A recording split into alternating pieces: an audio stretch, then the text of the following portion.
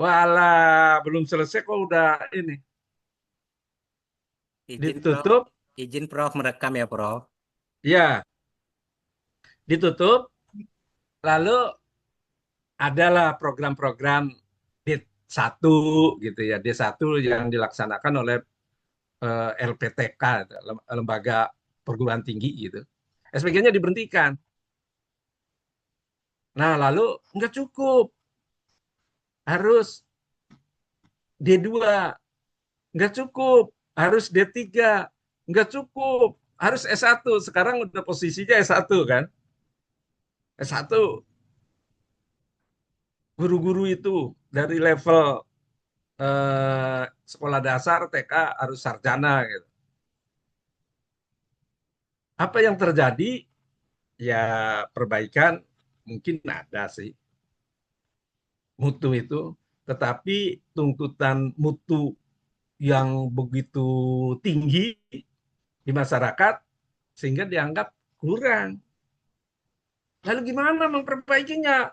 Mutunya udah dikualifikasi guru, udah ditingkatkan. Nah sekarang nih ibu-ibu itu ikut semua S2 gitu. Itu kan dalam meningkatkan kualifikasi guru gitu kan, S2. Lalu tahun-tahun 2013-an itu 2012 ada pemikiran, nggak bisa kalau guru itu ditingkatkan pendidikannya tetapi pendapatannya tidak meningkat gitu. Ada pemikiran itu.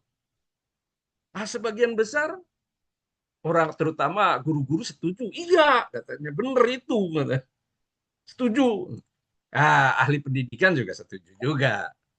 Lalu berbagai cara, udah ditingkatkan dengan cara sertifikasi yang gajinya ditingkatkan 100% Ya. dari gaji pokoknya. Berdasarkan evaluasi nggak meningkat juga tuh. Mungkin juga meningkat sih. Saya kira mungkin juga meningkat. Tapi peningkatannya itu tidak begitu kelihatan. Karena apa? Karena dan di luar tentang mutu pendidikan itu lebih cepat.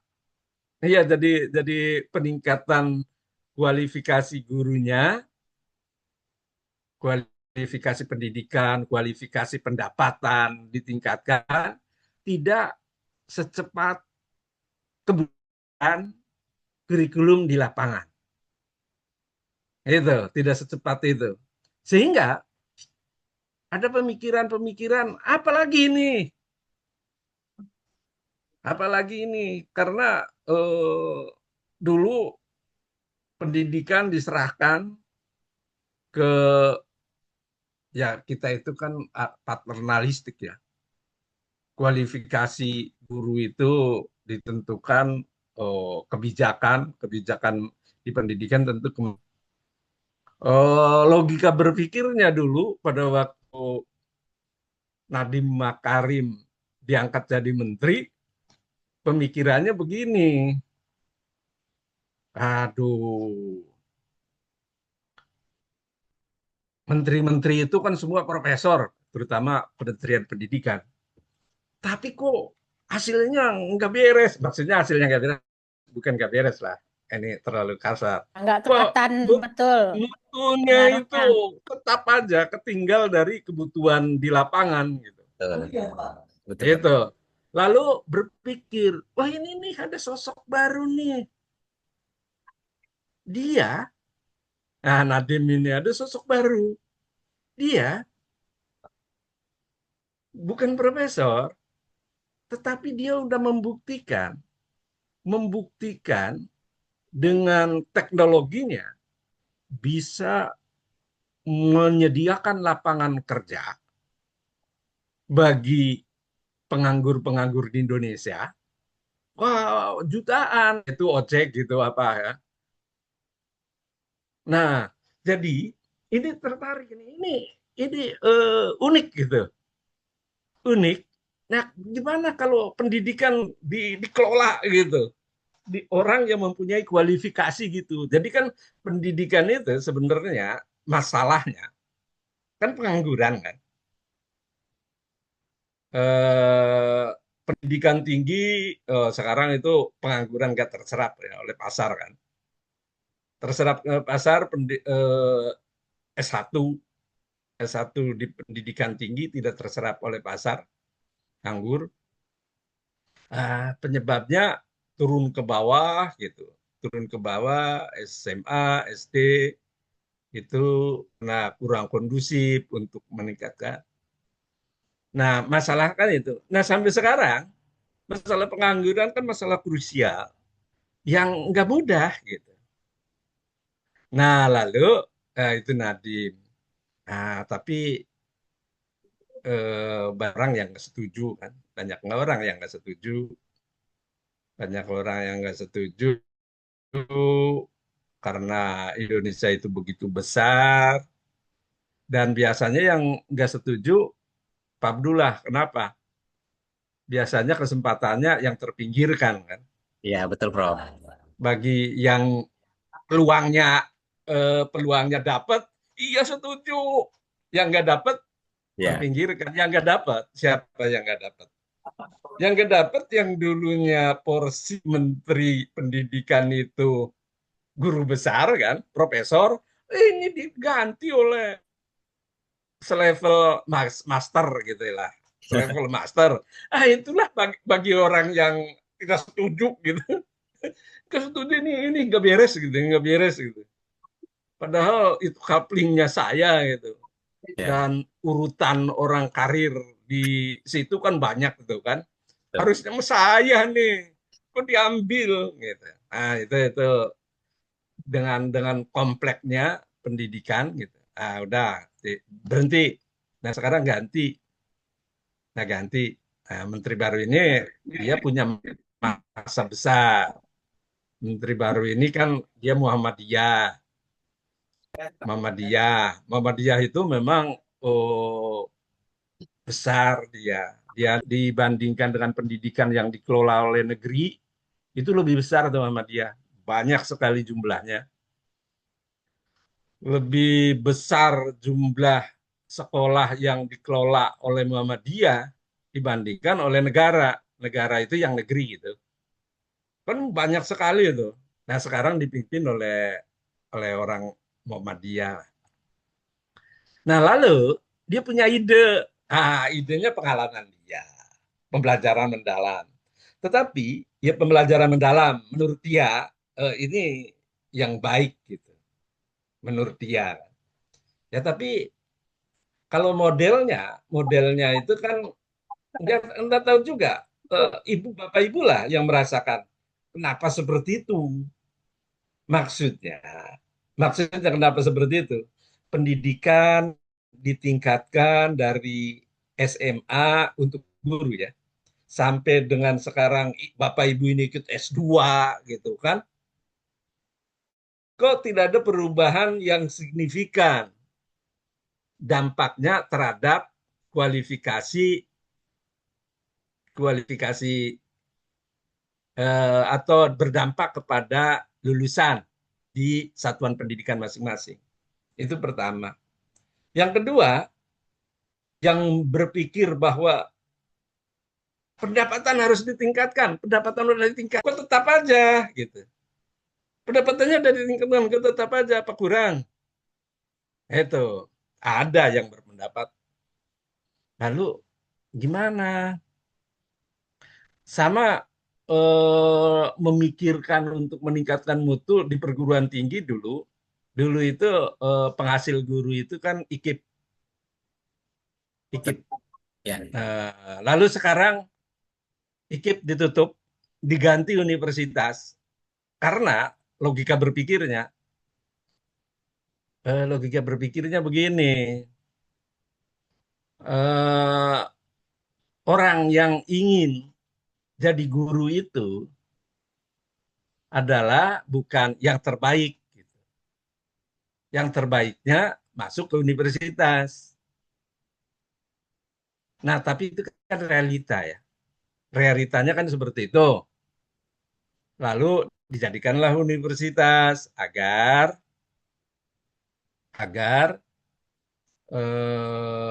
yang masuk menjadi guru adalah orang-orang yang terbaik gitu.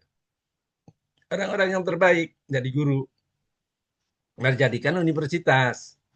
Tetapi upaya yang dilakukan seperti itu sebenarnya nggak begitu banyak hasilnya juga. Sama halnya dengan kualifikasi guru ditingkatkan itu nggak begitu banyak hasilnya juga. Nah, lalu ada yang pemikirannya begini, udahlah gaji guru sama dengan dokter gitu. Guru sama dengan dokter. Kalau dokter pendapatannya 40 juta, guru juga 40 juta. Gitu, 40 juta. Banyak. Tetapi bisa juga sekarang sekarang guru itu nggak begitu banyak juga keperluannya. Jadi sekarang itu guru itu ada 3 jutaan kan? Ada 3 juta. Ah udah, kalau pengen 40 juta gajinya, gurunya jangan banyak-banyak. Dari 3 juta itu jadi 1 juta aja. Jadi dikurangi sepertiganya. Nah, jadi gaji guru 3 orang itu diberikan ke 1 orang. Kan bisa itu. Diberikan 1 orang. Tetapi jangan banyak-banyak gurunya. Jadi 1 orang aja. Atau 500 saja. Mungkin nggak? Mungkin. Sangat mungkin dengan perkembangan teknologi. Sekarang itu ada di China robot pengganti guru. Pengganti guru. Jadi robot itu pengganti guru lebih lebih murah daripada ngangkat satu guru. Pengetahuannya baik, pengetahuannya bagus. Misalnya ada program sekarang, program pembelajaran mendalam, tinggal disetting aja robotnya, suruh mengajar pembelajaran mendalam. Nah, kalau 3.000 orang, 3 juta orang itu diajari untuk belajar mendalam, kan repot itu. Itu tadi hanya nggak ini, diganti robot. Nah, karena robot Gratis, lebih Bro. murah ya, Gratis ya robot. bukan gratis, eh, bukan gratis, tetapi satu robot dengan satu lila sari pohan untuk gaji itu lebih murah. Iya kan? Lebih murah dia. Robot itu kan diproduksi dengan massal, lalu diajari, di setting, di program, mengajarnya mengajar dengan apa? Mengajar dengan pembelajaran mendalam. Nggak perlu pelatihan lagi, tinggal yang menyetingnya, diproduksi robotnya jadi 500 robot gitu. Gantikan guru-guru. Nah, itu kan sebenarnya memungkinkan eh, guru jadi mahal juga. Jadi guru benernya yang jadi Lila Sari Pohannya bener-bener orang, guru-guru yang mempunyai kemampuan bagus untuk memimpin robot-robot itu, kan tidak perlu banyak orang. Ya, Bro. Tidak perlu banyak orang, cuman ada 3-4 orang aja, gajinya bisa berkali-kali lipat dari guru yang sekarang gitu. Dan itu memungkinkan dalam dunia teknologi yang sekarang tuh, memungkinkan. Jadi Indah Ifriani jangan tenang-tenang karena ada pesaing kita robot, pesaing kita robot yang jadi guru sesuai menterinya ganti, pengen pembelajaran mendalam, tinggal diprogram saja. Ngajar dengan pembelajaran mendalam, lalu disetting, yang ngajarnya robot. Nah, nanti dibuktikan idenya menteri yang ingin pembelajaran mendalam bisa meningkatkan mutu, jadi tidak menggunakan menggunakan panjang gitu, dilatih, di ini melatih susah juga karena apa? Ingat itu, yang melatih dengan yang dilatih sama-sama nggak ngertinya, sama juga nih pembelajaran mendalam pelatih itu sama nggak paham juga. Pelatih-pelatih nasional itu yang pahamnya menterinya itu, tapi menterinya kan nggak jadi itu, nggak jadi pelatih. Kalaupun dia jadi pelatih nggak ngerti juga gitu. Diturunkan, ya kira-kira seperti itu, lalu dikumpulkan tingkat nasional, 2 hari 3 hari, nggak paham juga. Karena ini saya sering itu ada di perguruan tinggi.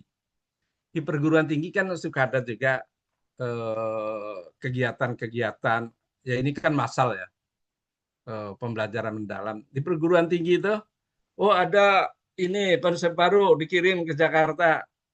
Nah, nanti dapat materi, suruh sosialisasi ke dosen-dosen. Apa yang disosialisasikan? Ya bahan yang dari sana itu, itulah disampaikan, itu kayak gitu katanya. Ya, jadi antara instruktur dengan pesertanya sama-sama ngerti juga. Pokoknya kayak gitu katanya. Nah, karena sama-sama belum pernah melakukan juga kan. Instruktur yang dikirim ke Jakarta, instruktur jadi pembelajaran mendalam, 2 hari diberikan materi, lalu jadi instruktur di daerahnya. Dia ya bahan itulah, bahan yang dari Jakarta itu ditayangkan. Ya, pokoknya kayak gini gitu. Saya 3 hari di Jakarta seperti inilah. Nah, jadi instruktur dengan yang ini sama-sama nggak tahu juga interpretasi kira-kira seperti ini. Gitu. Nah itu. Nah jadi poin saya, masalah-masalah yang tadi disampaikan oleh ibu itu klasik juga sih. Setiap setiap itu kayak gitu juga. Sama klasiknya dengan pendidikan itu, dari dari SPG, diploma 1, 2, 3, sampai sekarang Bapak Ibu ini jadi master gitu kan. Jangan-jangan untuk meningkatkan mutu nggak ada manfaatnya juga. Cuman untuk gaya aja. Jadinya kalau udah lulus namanya Lila Sari Pohan SPD MPD. Itu perbedaannya. Ada MPD-nya. Tapi kalau kalau ngajarnya ya kayak gitu juga. Yang paling klasik itu pembelajaran pembelajaran tersentral ke siswa kan. Itu tahun 75 udah seperti itu juga kok. Ganti kurikulum, ganti itu kan tetap aja pembelajarannya terpusat ke siswa. Tapi prakteknya enggak juga seperti zaman dulu juga. Ya ada sih sekarang ada perbaikan-perbaikan ya. Begitu kalau komentar saya, Ibu. Silakan yang lain ada. Jadi saya komentari dua dua hal itu. Oke, yang lain silakan. Oke Pak, oke Prof, terima kasih atas Eh, pencerahannya. Ada lagi kawan-kawan yang mau sharing atau yang ingin bertanya, silakan.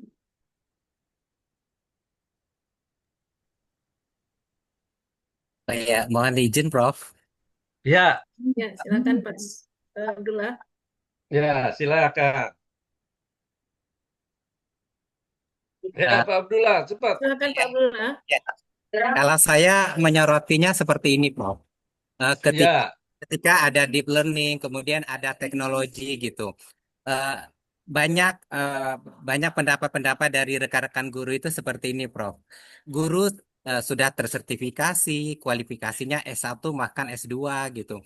Tetapi Iya, tetapi kenapa dengan model pembelajaran yang variatif, dengan teknologi yang luar biasa, tetapi kenapa dari sudut karakternya itu kayaknya kita stuck gitu. Kemudian dari budaya literasinya juga kita masih stuck. Ini sebetulnya kita menyorot salahnya itu di mana gitu loh, Prof. Mungkin ini bisa jadi inspirasi juga bagi kita di sekolah. iya. Makasih, Prof. Salahnya itu kalau mencari salah, salah orang lain. Itu itu karakter kita, karakter kita, orang Indonesia, termasuk orang Melayu, yang salah itu orang lain. Sehingga pendidikan itu, karena yang salah orang lain, berarti yang menjadi subjek pendidikan itu tidak merasa salah.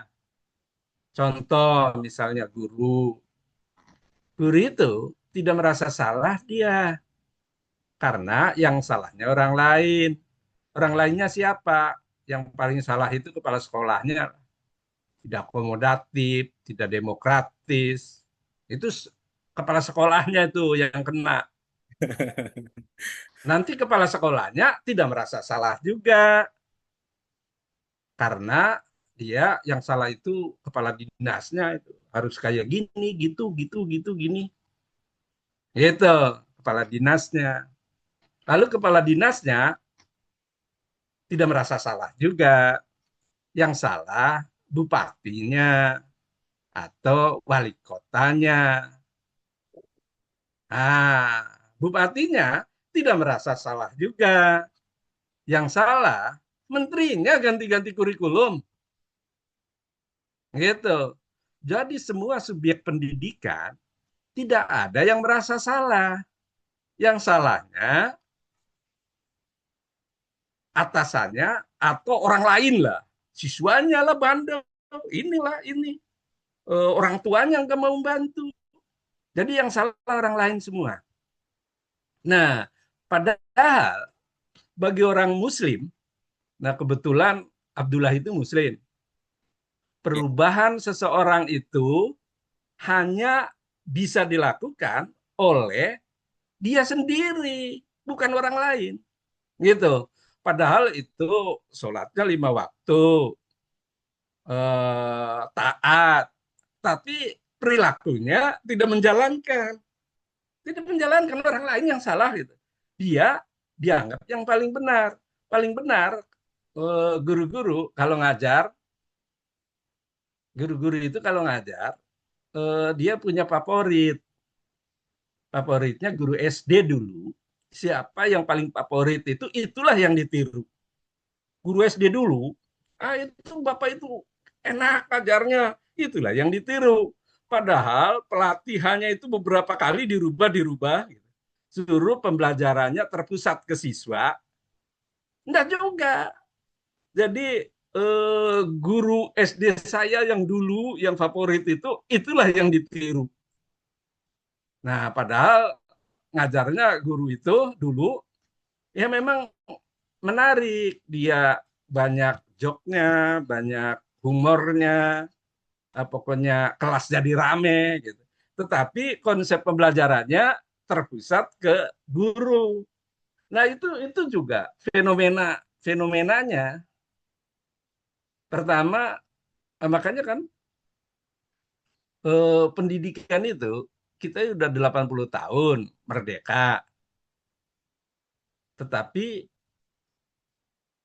ada peningkatan mutu. Ada sih sebenarnya. Kalau dulu buta huruf itu kan banyak. Sekarang udah 80 tahun hampir semua anak usia sekolah sekolah. Berarti kan melek huruf kan ada. Wah, cuman ya tuntutan yang begitu besar, tuntutan yang begitu besar terutama hasil dari pendidikan itu. Pendidikan itu konsepnya memandirikan orang. Kenapa ada pendidikan itu? Agar pendidikan itu mendewasakan orang secara berpikir, mendewasakan orang secara berpikir. Kalau secara biologis indah udah otomatis adalah nggak usah dididik lagi. Tetapi berpikir itu, pola pikir itu ujungnya kemandirian, memandirikan orang gitu. Memandirikan orang. Nah, pendidikan kan begitu. Nah, tetapi hasil dari pendidikan itu tidak memenuhi harapan memandirikan itu. Nah, memandirikan orang dalam konteks ekonomi adalah dia punya penghasilan. Itu kan? Dia punya penghasilan. Kalau dia punya penghasilan, dia mandiri. Kalau belum punya penghasilan, dia tergantung kepada orang tuanya atau kepada siapa gitu. Nah, itulah sebenarnya tantangan yang berat bagi dunia pendidikan, tidak bisa memandirikan anak didiknya. Gitu. Kalau dulu tahun 80-an atau tahun-tahun 60-an, semua yang sarjana S1 itu pasti bekerja. Karena jumlahnya sedikit. Di kampung Bapak atau di kecamatan Bapak, kabupaten Bapak yang sudah sarjana itu dari universitas manapun pasti bekerja. Di pegawai negeri atau di guru. Tetapi sekarang enggak. Sekarang enggak. Karena apa? Jumlahnya terlalu banyak. Semua pada sarjana semua. Iya kan? Semua punya sarjana semua. Sarjana semua. Baik swasta maupun negeri menghasilkan begitu banyak sarjana.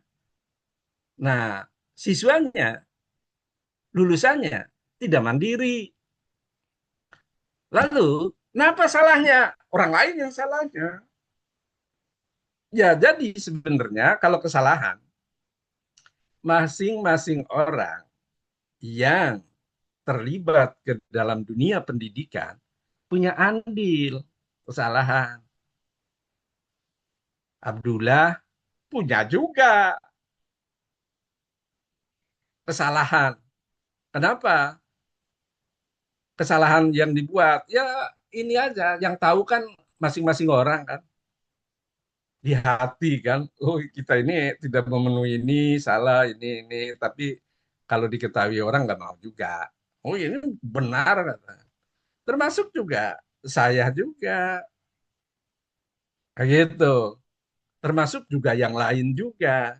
Nah, tetapi karena budaya budaya kita itu yang salah orang lain, sehingga kegiatan kita tidak ada tidak ada perbaikan dari sisi kita masing-masing, dari sisi kita masing-masing tidak ada perbaikan. Ngajar ya kayak gitu juga, ini kayak gitu juga, aktivitas yang lain begitu juga. Begitu kalau menurut saya. Nah, kok bisa seperti itu? Ya nanti penyebabnya itu, penyebabnya itu, penyebabnya itu kalau dilihat ini dari mana titik masalahnya, dari mana? Ada ya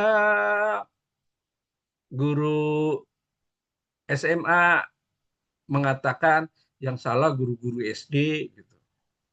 Guru-guru SD mengatakan yang salah guru-guru TK-nya nggak nyiapin. Guru-guru TK yang salah orang tuanya katanya. Orang tuanya tidak menyiapkan. Orang tuanya ya kalau saya bisa nggak akan ditaruh di TK gitu. Makanya ditaruh di TK itu supaya membantu orang tua.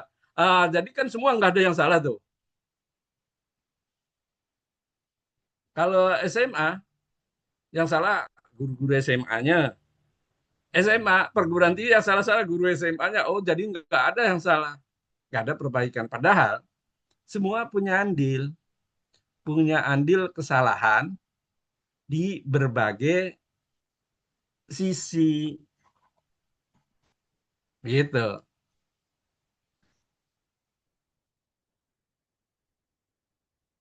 Eh, kalau kalau menurut saya punya punya pandangan seperti itu. Nah, gimana memperbaikinya? Harus semua orang. Jadi misalnya Pak Abdullah sekarang ambil S2, S2 Magister Pendidikan. Magister Pendidikan itu hasilnya, jadi bisa lulus itu harusnya hasil tesisnya minimal. Sebenarnya kalau di undang-undang itu S2 itu jurnal internasional, tapi kita direduksi. Kalau jurnal internasional 22 orang ini nggak ada yang lulus. Diturunkanlah jadi Sinta 4 atau Sinta 3 atau apa gitu. Direduksi. Nah, karena apa? Kalau itu dilakukan, kalau itu dilakukan, ya nggak ada yang lulus. Orang nggak ada magister manajemen itu MPD-nya banyak tuh. Tetapi apa ada menghasilkan jurnal internasional yang bereputasi, hasil tesisnya setahu saya sih nggak ada. Nah, itu dari sisi proses pendidikan ya. Nah, berarti kan ada kontribusi itu, ada kontribusi lembaga. Nah, apakah salah lembaga? Enggak juga. Karena kalau itu diterapkan, 22 orang itu DO semua. Nah, itu. Sementara pasarnya pengen, yo saya udah ngeluarkan uang, yang penting dapat MPD aja. Udahlah dikasih MPD. Lunas lah kewajiban institusi. Nanti lulus, MPD, di wisuda, udahlah. Nah, kalau S2 sih, S2, S3 itu nggak begitu banyak sih tuntutannya. Karena apa? Yang S1 itu, S2 itu kan rata-rata udah bekerja. Belum masuk aja udah bekerja. Berarti dihitung lulusannya terserap oleh tenaga kerja. Terserap 100%. Abdullah udah bekerja, ini udah bekerja 100%. Jadi skornya tinggi itu. Cuman yang skornya rendah, itu tidak publish di jurnal internasional. Kalau kalau serapan tenaga kerja, kalau S2 hampir hampir ya 80 lah. Ada beberapa orang kerja gitu. Tapi sebagian Ibu Marlinda, Wilmar itu udah bekerja. Berarti 0 tahun lulus, sekarang belum lulus sudah bekerja dia. Nggak diminta pertanggungjawabannya. Nah gitu. Ini kan dari ini kan hampir semua kan orang udah bekerja. Kalau S2 sebenarnya tuntutannya Ibu Eris itu ringan karena lulusannya udah bekerja dia. Itu kan jadi 0% apa 0 tahun ya time-nya itu. Kalau padahal kita berjanji kalau S1 itu 3 bulan setelah lulus bekerja. Nah, ini setelah lulus. Kalau 3 bulan setelah lulus, di S2 saya mah hampir 100%. Kerja 0 tahun belum lulus sudah bekerja. Itu udah 0 tahun udah bekerja semua. Jadi nilainya tinggi 4,444. Cuman yang rendahnya itu, yang rendahnya kewajiban utama untuk menghasilkan artikel jurnal internasional, setahu saya enggak banyak lah, mungkin ada satu dua gitu. Begitu Pak. Nah, jadi ini sebenarnya potret potret berkontribusi terhadap mutu pendidikan yang sekarang menurun gitu. Karena profilnya kan seperti itu. Profil pendidikan kita gitu. Nah, kalau kalau saya sih nggak begitu ini ya. Saya bukan orang politik. Jadi kalau orang politik itu kan orang lain salah, yang benar dia. Itu logika berpikir politik kan. Kalau saya kan eh, bukan politik. Jadi yang benar itu adalah objektivitas berdasarkan pemikiran saya. Objektivitas berdasarkan pemikiran saya, kebenaran itu. Nah, kalau tadi, oh ini berkontribusi juga. Begitu.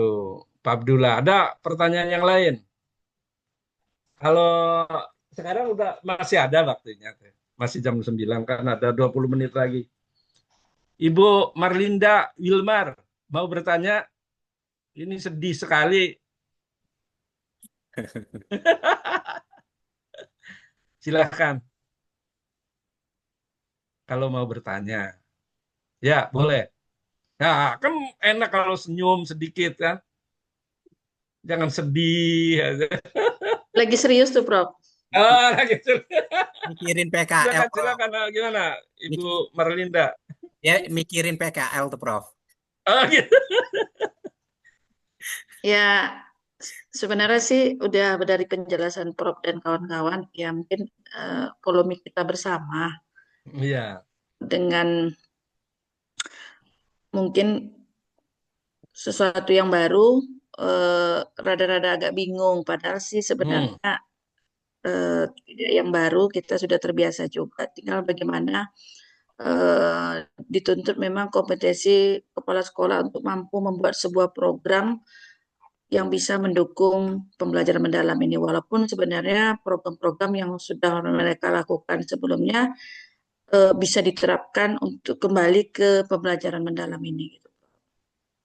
Ya, oke. Ya, Ibu Betri Murni. Ah, mau apa?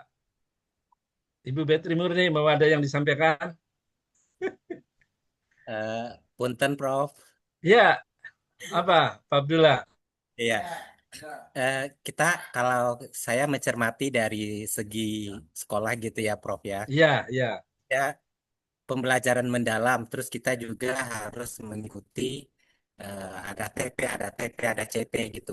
Nah, jika kita betul-betul menerapkan pembelajaran mendalam, tapi kadang-kadang tidak diiringi, tidak dibalancing dengan CP dan TP dan ATP-nya yang masih banyak juga, Prof. Kalau Hmm, kita kan biar dia satu tapi mendalam gitu. Ini hmm. sebagai akar, Prof, kira-kira gimana sih menyoroti hal ini, Prof? Nuhun ya, Prof. Ya, Izin, iya. Pak Abdullah. Ya, Izin, Ibu izin Ibu Pak. Betri. Ya, silakan Bu Ya, Betri. baik terkait dengan pembelajaran dalam CP, ATP tadi ya Pak Abdullah Ya. ya. Hmm. Ya sebenarnya begini, karena saya melihat kasus di lapangan, ya kebetulan juga permasalahan-permasalahan seperti yang Pak Abdullah sampaikan CP, ATP-nya banyak begitu ya Pak ya. Ya, Hmm. Ya, pada benar. dasarnya kalau guru itu betul-betul dia membaca CP-nya, ya betul-betul dia membaca CP-nya dan membuat ATP-nya dan mana yang bisa dikolaborasikan dan dia membaca CP mata pelajaran lain itu pada dasarnya nggak banyak. Permasalahan mengapa guru mengatakan banyak, mereka berpedoman kepada buku cetak. Itu banyak Pak. Nah, dia katanya CP, tapi pedomannya ujung-ujungnya buku cetak. Maaf. Karena kebetulan saya ada memang betul-betul permasalahan pembelajaran mendalam ini menjadi kendala bagi mereka bagaimana sebelum menyusun RPM dudukkan dulu CP ya jadi waktu itu kebetulan sekolah saya salah satu tuh melaksanakan IHT ya memang didudukkan penyusunan CP penyusunan ATP-nya itu sehingga mereka menyadari ternyata tidak banyak ada mata pelajaran itu materinya yang bisa dikolaborasikan itu sebagai co-curricular. Jadi kalau sudah kolaborasi itu akan mempersingkat waktu salah satunya. Oke. Tuh. Maaf, Makanya maaf Bu istilah Bet. CP yang banyak itu Pak. Ah, Gimana Pak? maaf Bu Bet. Eh, Jadi Pak, hah? Ibu, oke, Bu, saya Lanjut. setuju dengan Ibu, tetapi tidak semua bisa dikombinasi. Kalau saya lihat permasalahannya ya Bu ya, memang sebetulnya kita kan gini, kayak kami di bahasa gitu. Di bahasa itu 4 skillnya itu kan harus betul-betul terasah. Nah, sementara kalau kita lihat dulu bahasa Inggris itu 4 jam, sekarang jadi 3 jam. Nah, itu kan saya untuk mengkombinasikan dengan co-curricular yang terbatas itu tidak fokus on ke apa yang ingin saya dapatkan gitu loh. Karena saya lihat belum berubah ya Bu Indah ya, Bu Lila ya, masih tetap kita menggunakan CP yang lama ya. Nah, Iya, belum Pak. belum berubah gitu. Jadi kami terus terang gitu, kita kewalahan. Kita coba kombinasikan dengan co-curricular. Jadi kan misalnya ketika kita ingin bikin produk apa di co-curricular di desain gitu ya. Itu kan saya dengan waktu yang terbatas dengan beberapa mapel yang sudah dikurangi jamnya itu juga. Nah, itu kan memang kita merasakan agak sedikit kewalahan.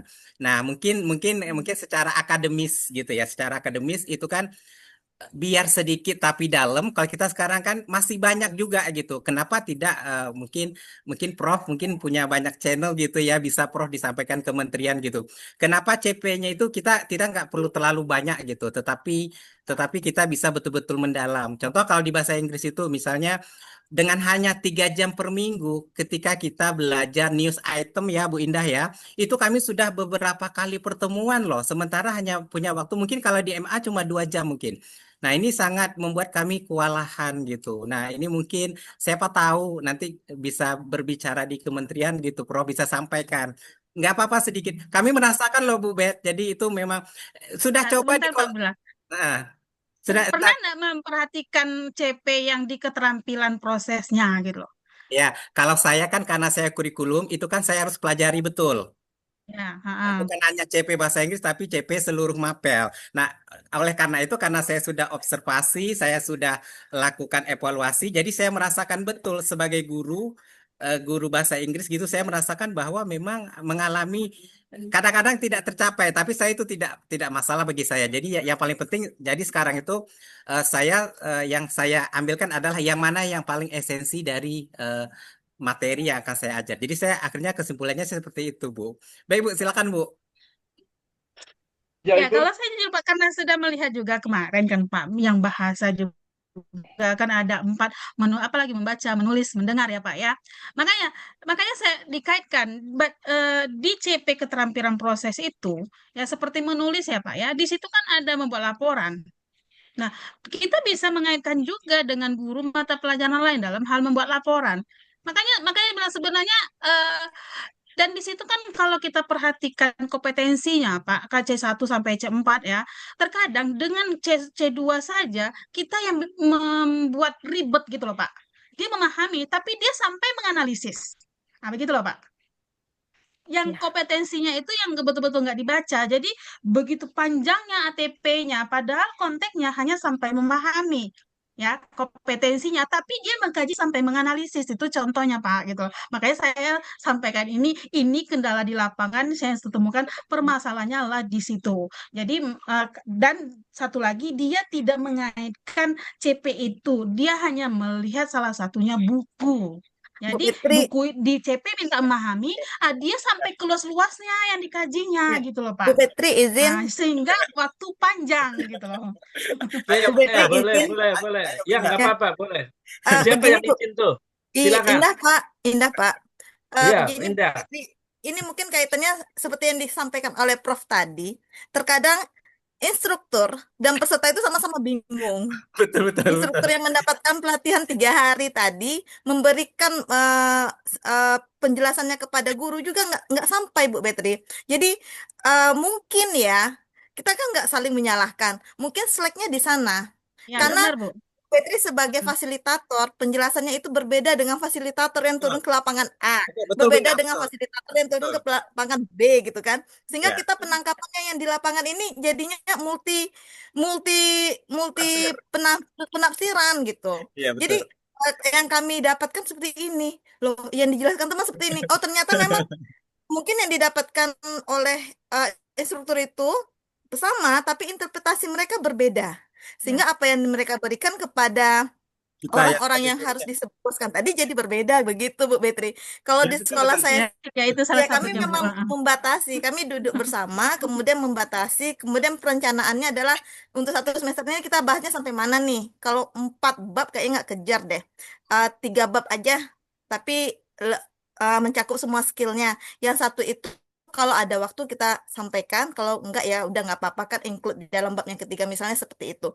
Kalau kami memang dibiasakan duduk bersama untuk mencari yang mana nih yang mau kita ajarkan, jangan sampai 4 guru bahasa Inggris, 4 hal berbeda yang sampai kepada 11 kelas tersebut. Maunya walaupun gurunya 4, Betul. yang sampainya sama, mungkin cara penyampaiannya saja berbeda, tapi goalnya tetap sama. Kalau di sekolah saya seperti itu, Bu Fet. Terima kasih. Ya, Intinya intinya tetap ya esensinya ya. Saya ini. Nah, jadi fenomena seperti itu, saya senang mendengar ada komentar-komentar karena ini kan jadi hidup perkuliahan, karena eh, ada sih saya itu saya sebagai orang tua ya, ada sebagai orang tua kan punya anak juga gitu. Tapi itu nanti saya ini eh, mengenai dan ini kesalahan bagi kita semua ya. Semua itu misalnya pelatihan atau pembelajaran saya sebagai dosen. Nah, kita kan pola pikirnya pola pikir paternalistik. Pola pikir paternalistik itu instruktur itu atau guru itu atau dosen itu dianggap itu yang kebenaran gitu. Kebenaran.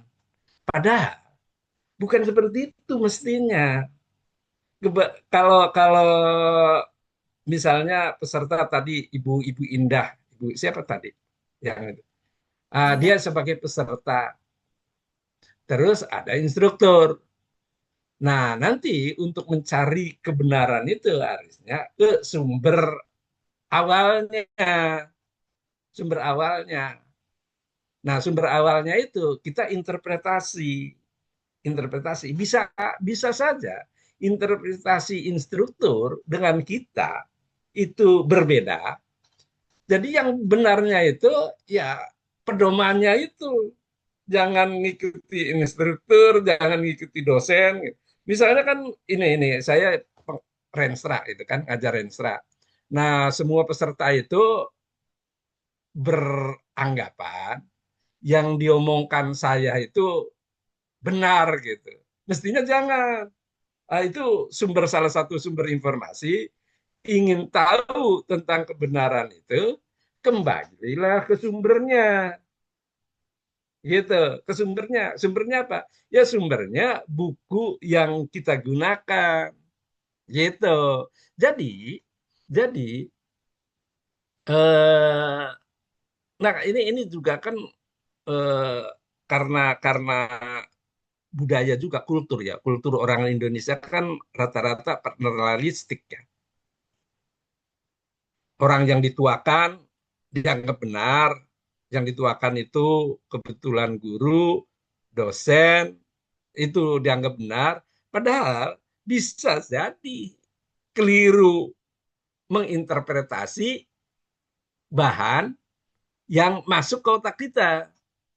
Gitu. Jadi ini pola pola pola pikir kita semua gitu.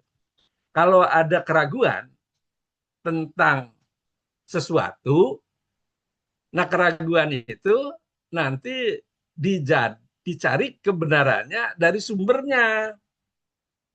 Dari sumbernya kan makanya instruktur-instruktur yang pergi ke Jakarta yang 3 hari gitu. Itu kan pembukaan, terus apa, terus nanti kembali itu dikasihkan bahannya yang begitu banyak sampai rumah, sampai ke Riau, suruh ke semua orang baca aja belum dia. Disampaikan lah itu. Dan itu fenomena itu hampir mirip-mirip. Bisa di perguruan tinggi gitu juga.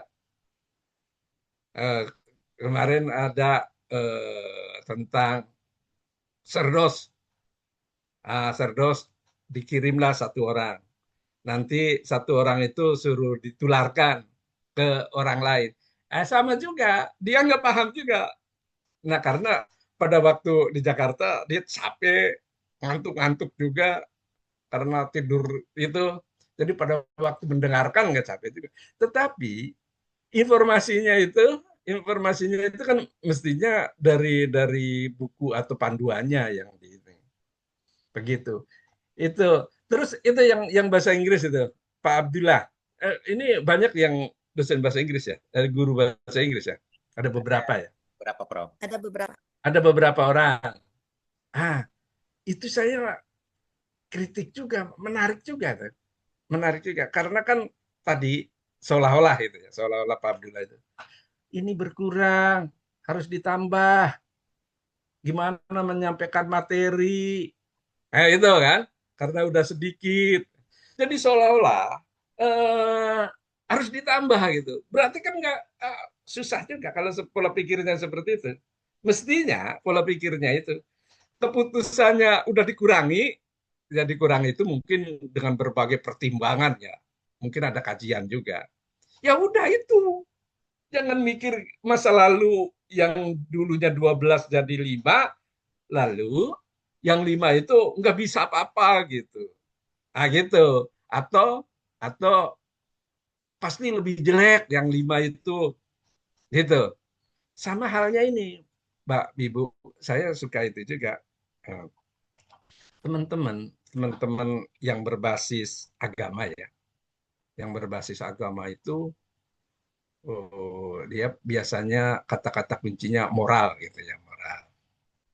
Untuk memperbaiki mutu ini, misalnya mutu pendidikan itu, mutu pendidikan kita ini harus diperbanyak pendidikan agamanya gitu. Pendidikan agamanya harus diperbanyak supaya moralitasnya bagus. Oke, seolah-olah benar. Tetapi kenyataannya kan nggak seperti itu. Teman-teman yang berbasis agama kan udah 30% atau berapa ya yang tentang agama gitu. Ya, Dibandingkan dengan yang umum cuma 2 SKS gitu. ya. Nah, bukan berarti yang 30 SKS agamanya dia moralitasnya bagus dibandingkan yang cuma dua SKS pelajaran agamanya gitu. Kan begitu. Kan nggak seperti itu juga. Nah itu. Terus yang bahasa Inggris sama juga yang bahasa Inggris. Pak Abdullah ngajar di mana bahasa Inggrisnya? Di Siak, Prof. Iya di Di Siak. MTS. Bahasa Inggris, iya bahasa Inggris di MTS. Ya. Di mana? Sekolah umum. Di Agama. Di MTS, MTS, Prof. Eh? di MTS Sekolah negeri, umum? Prof. Enggak, sekolah agama, Prof. Oh, sekolah agama. Kan agamanya banyak tuh. Ya hampir 30%. 30%. Yang nyontek banyak juga di situ. Kan gitu. Dibandingkan eh, yang 30% agama dengan yang 2 di negeri itu, yang nyontek banyak juga di situ sama-sama. Berarti tidak ada berkontribusi banyaknya SKS tentang pelajaran agama atau pendidikan agama dengan moralitas gitu. Lalu itu ya khusus bahasa Inggris ya. Saya melihat pelajaran bahasa Inggris itu kan kalau saya sih dari SMP. Nggak tahu lah sekarang kan ada yang dari SD. SMP ada banyak tuh pelajaran bahasa Inggris. Terus SMP banyak juga. Zaman saya, nggak tahu sekarang nggak berkurang ya. SMA banyak juga. Mulai perguruan tinggi udah sedikit. Tetapi secara garis besar, siswa-siswa kita kan nggak bisa berbahasa Inggris. Itu kenapa? Nggak bisa berbahasa Inggris. Saya juga nggak bisa. Padahal begitu sering banyak materi-materi bahasa Inggris yang diajarkan. Nah, jadi banyaknya materi tidak berkolerasi dengan dia bisa berbahasa Inggris. Lalu sebagai pembanding, itu ya sebagai pembanding ya. Pembandingnya kan saya SD saya nggak karena di kampung. SMP kan berapa jam gitu ya seminggu banyak. SMA banyak, perguruan tinggi nggak begitu banyak. Lalu saya termasuk juga yang mengeluh tentang nggak bisa bahasa Inggris, gitu kan? Dan sebagian besar banyak siswa yang nggak bisa berbahasa Inggris. Sebagian besar, padahal dari SMP gitu. Lalu, saya compare karena saya termasuk yang protes terhadap ini bahasa Inggris Pak Abdullah itu, materi banyak tapi nggak bisa berbahasa Inggris, terutama saya dan banyak juga yang lain juga nggak bisa. Lalu anak saya SD dimasukkanlah ke sekolah yang bertaraf internasional yang bahasanya bahasa Inggris. Pengajarannya bahasa Inggris. Lalu kelas 4 aja dia udah bisa. Sekarang udah kelas 6. Dia udah pinter. Udah pinter ngomong, pinter nulis, pakai bahasa Inggris. Nah, itu berarti kok nggak ada itunya. Saya sampai diskusi ya dengan teman-teman. Kok kenapa teman-teman pengajar bahasa Inggris itu kok nggak berhasil menciptakan anak didiknya bisa berbahasa Inggris? Tetapi kok SD di Pekanbaru dari nggak bisa kan belum belum ini ya kelas 1 kan tapi dia udah menggunakan bahasa Inggris. Udah kelas 4, udah pinter dia. Udah jagoan dia dengan saya sebagai ininya orang tuanya. Dia kalau saya ngomong salah katanya grammarnya salah, harus dia ngerti itu keliru katanya itu keliru harusnya menggunakan ini. Berarti kan dia bisa. Terus nulis kalimat-kalimat kan suruh ngarang kan pakai bahasa Inggris. Saya aneh juga. Kok kamu bisa nulis itu? Ngapalkan? Enggak katanya dia nulis biasa ngarang pakai bahasa Inggris gitu. Itu tuh Pak, ini itu pemikiran itu gimana itu? Bisa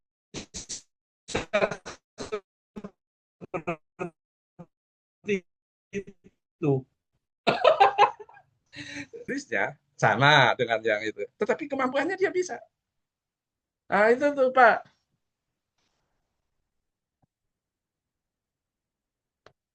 Ya, Neto, komentari Pak Abdullah.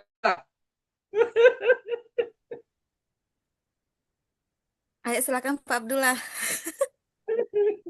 Oke, oke, Prof. Tidak-tidaknya kan kita ada compare ya, ada comparison between yang satu Iya. dengan yang lainnya gitu. Nah, dan itu juga benar, saya setuju dengan Prof. Bukan berapa banyak muatannya, bukan berapa banyak jumlah jamnya, tapi seberapa baik kualitasnya itu yang akan menjamin keberhasilan siswa itu. Baik, Prof. Itu akan saya cam betul-betul, Prof. Dan menurut saya ini cambuk bagi saya hari ini. Ya, karena tadi terkait dengan moral yang Prof sampaikan masih ada juga yang nyontek dan itu jadi cambuk bagi saya, Prof. Ini luar biasa inspiratif menurut saya karena memang hal itu terjadi meskipun saya punya 30% pelajaran agama, akidah akhlak, SKI, fikih dan Ya, sebagainya. ya, akhlaknya banyak tuh. Iya, jadi saya terpukul loh, Prof. Jadi luar biasa, thank you, Prof. Mungkin selama ini itu kita abaikan karena lebih ke akademik ya, Prof ya. Nah, thank you, Prof. Atur nuhun sangat ya.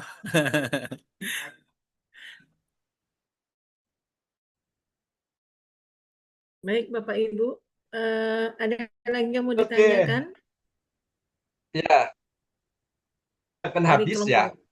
kelompok? Udah Belum lagi, lewat. Prof. Udah lewat nggak waktunya? Udah Belum. setengah 10. Ya, ya, Jadi cukuplah kalau tutup aja, udah Prof. lewat kita Tutup tutup. aja, Prof. Ya, tutup aja.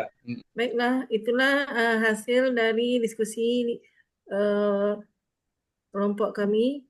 Sungguh-sungguh sangat menginspirasi sekali. Banyak yang bisa kita dapat dari yang dikemukakan dari Profesor. Dan saya ucapkan terima kasih. Assalamualaikum warahmatullahi wabarakatuh. Waalaikumsalam Waalaikumsalam. warahmatullahi wabarakatuh. Oke. Kita keluar ya. Ya, Ya. ya, Prof. Terima kasih ya, Kasih, Prof. Ya, Prof. ya. Assalamualaikum. Waalaikumsalam. Assalamualaikum. Mari kawan-kawan, nanti jam 10 Pak Jam Abdullah. 10 kita matiin dulu ya. Saya matiin tunggu. dulu Apa ini panas. juga kan? Ya, Linknya ini juga kan? linknya ini juga saya matiin dulu ya, panas loh. Ya, silakan Ya, Mas. ya, ya.